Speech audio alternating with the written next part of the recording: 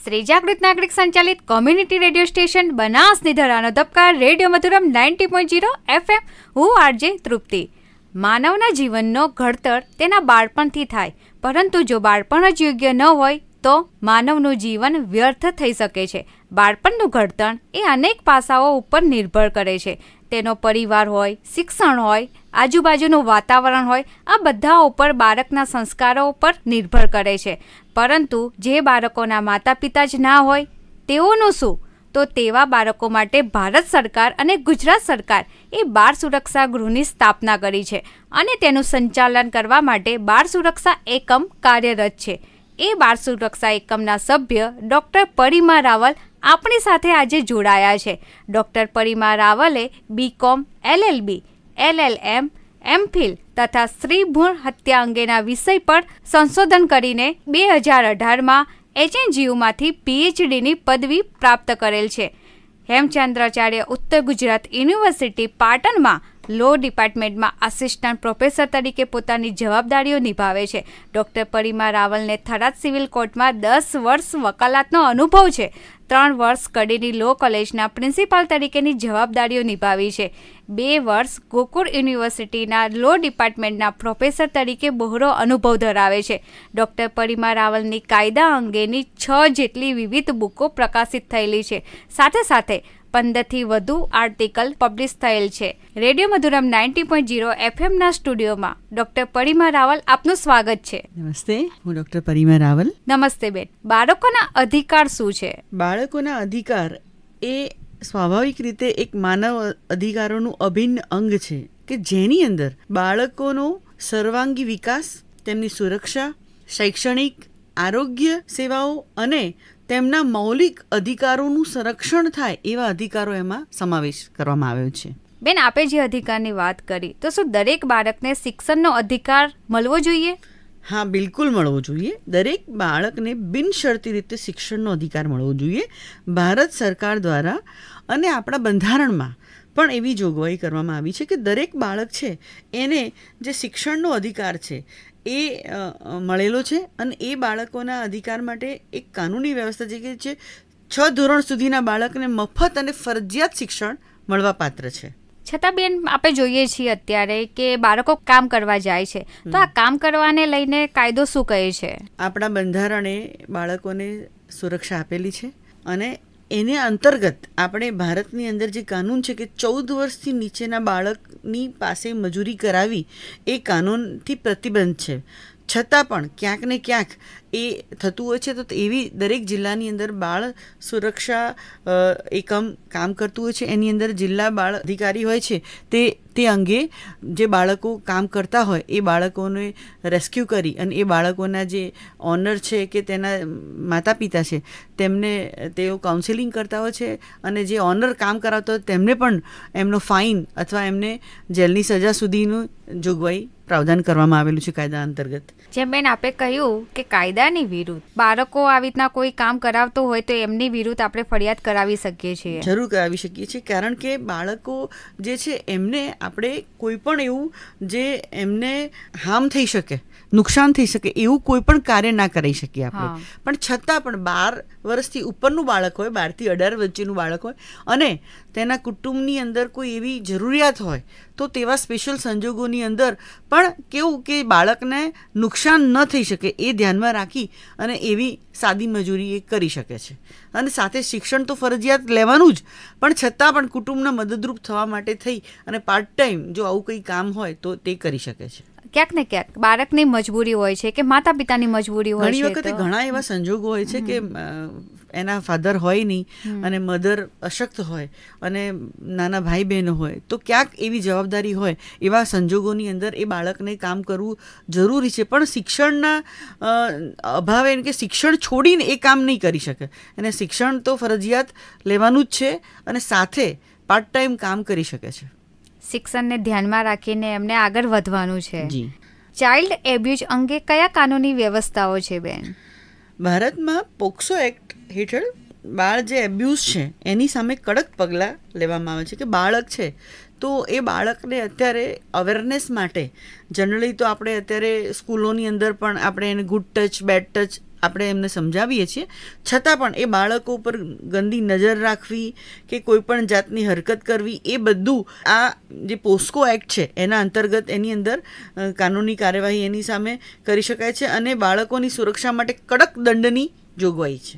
સમય છે એક વિરામનો. આપણે ફરીથી મળીએ વિરામ બાદ.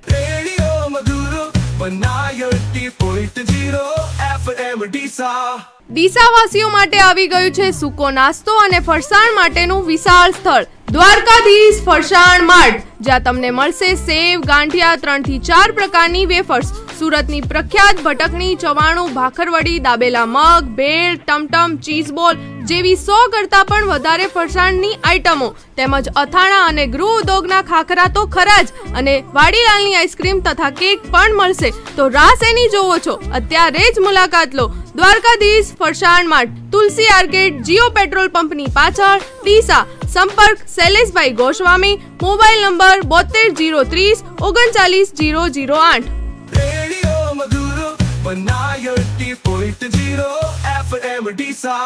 નમસ્કાર શ્રોતા મિત્રો, ફરીથી આપ સૌનું સ્વાગત છે. આપણે વાત કરી રહ્યા હતા પરિમાબેન રાવલ સાથે. બેન, આપણે જે વાત કરી કે આ ગુડ ટચ, બેડ ટચ, તો આના માટે સરકાર દ્વારા કોઈ પ્રોગ્રામ કે કંઈક કરવામાં આવે છે કે જેથી બાળકને તેનો ખ્યાલ આવે? એકચ્યુઅલી શું છે કે આ અંગે ઘણા જે NGO છે એના દ્વારા અવેરનેસની અંદર જાગૃતિ માટે અને એની સાથે સાથે જે લીગલ ડિપાર્ટમેન્ટ છે એની અંદર પણ એક સેલ કામ કરતું હોય છે કે જે અવેરનેસ, મહિલાઓના અધિકારો છે, બાળકોના અધિકારો છે, તે અંગેની જાગૃતિ માટે કેટલીક કાનૂની શિબિરો કરતા હોય છે અને તે અંગેની જાગૃતિ માટે એ લોકો સંપર્ક કરતા હોય છે. બેન, આ જે એક્ટ એટલે કે જુવેનાઇલ જસ્ટિસ એક્ટનો અર્થ શું છે? જુવેનાઇલ જસ્ટિસ એક્ટ એ એક કાયદો છે કે જે 18 વર્ષથી નીચેની ઉંમરના તમામ બાળકો જે છે એને આપણે કિશોર કહીએ છીએ.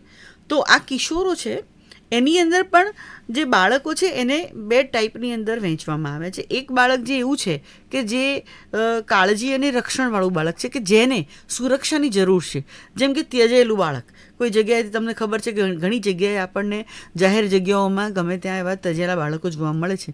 તો એ બાળક છે કે જેને પ્રેમ અને કાળજીની હૂંફની જરૂર છે, કે એ બાળકને કોઈ વાલી નથી, ત્યજી દીધેલું છે. તો એવા બાળકોની સુરક્ષા માટે સરકારશ્રી દ્વારા દરેક જિલ્લાની અંદર એવા હોમ્સ બનાવેલા છે કે જેની અંદર એ બાળકને એના જે જરૂરિયાત હોય એને એ પૂરી પાડવામાં આવે છે.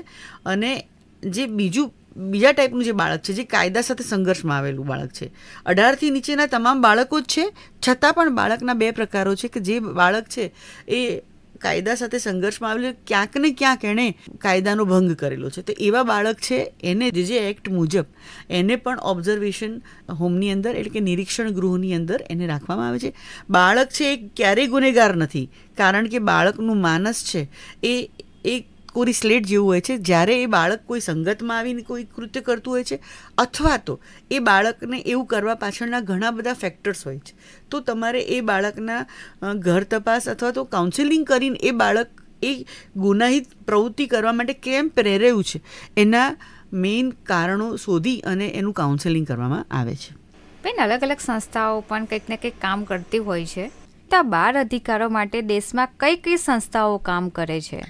ભારતની અંદર બાળ કલ્યાણ મંત્રાલય, રાષ્ટ્રીય બાળ અધિકાર કમિશન અને સમાજ સેવાના વિવિધ એજન્સીઓ આ બાળકોના અધિકાર માટે કાયમ કામ કરે છે.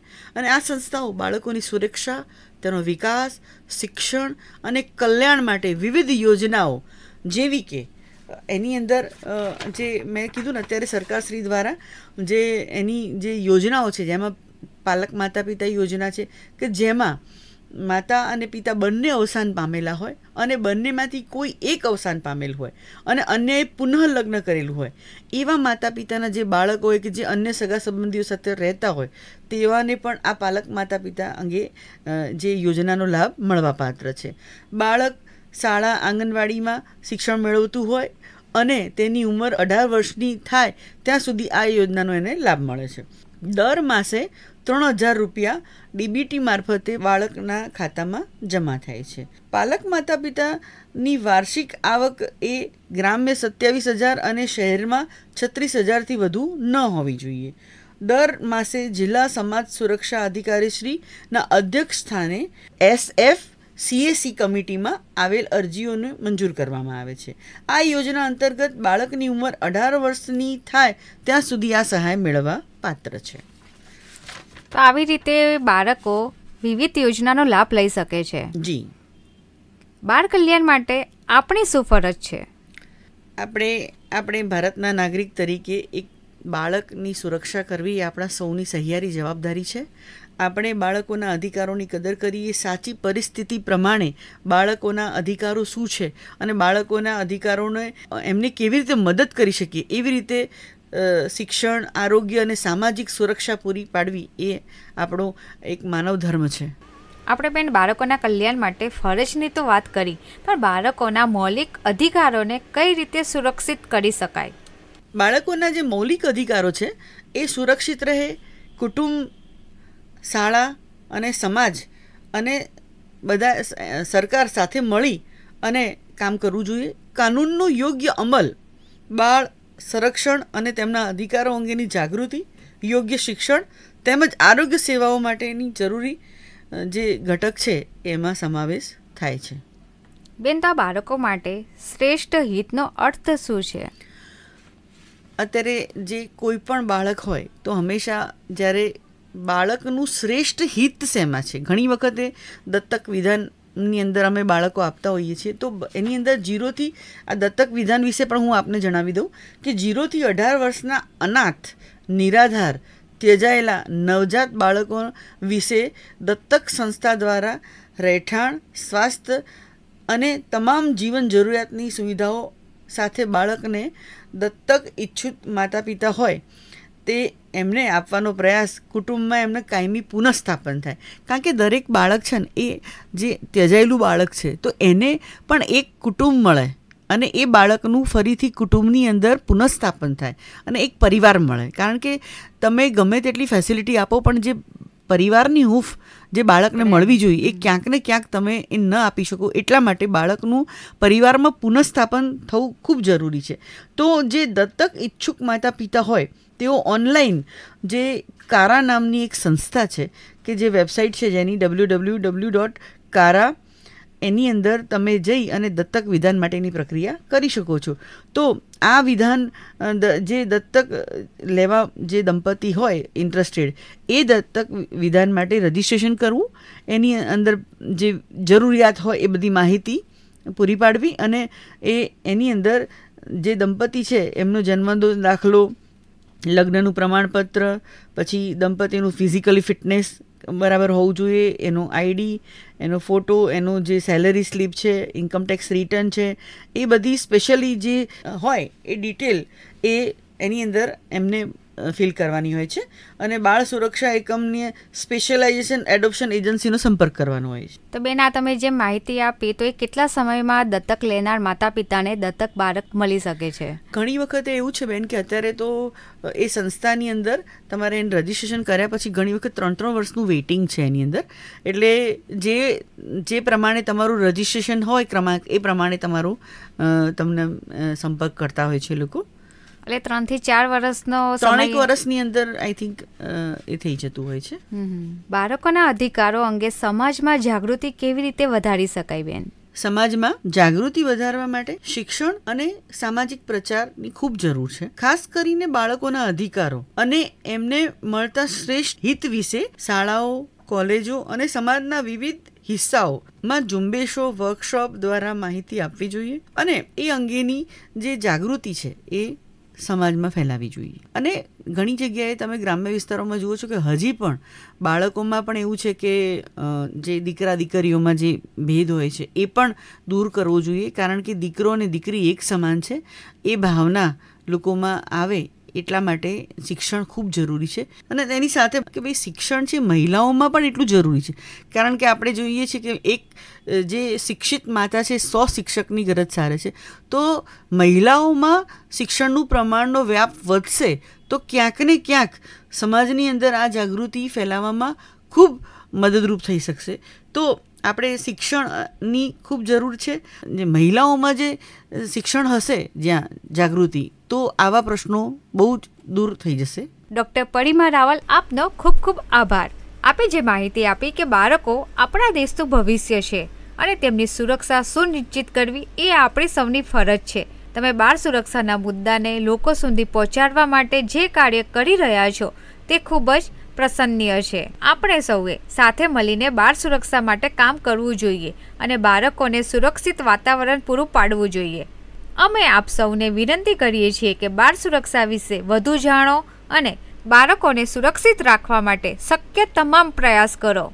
ફરીથી મળશું નવા વિષય સાથે.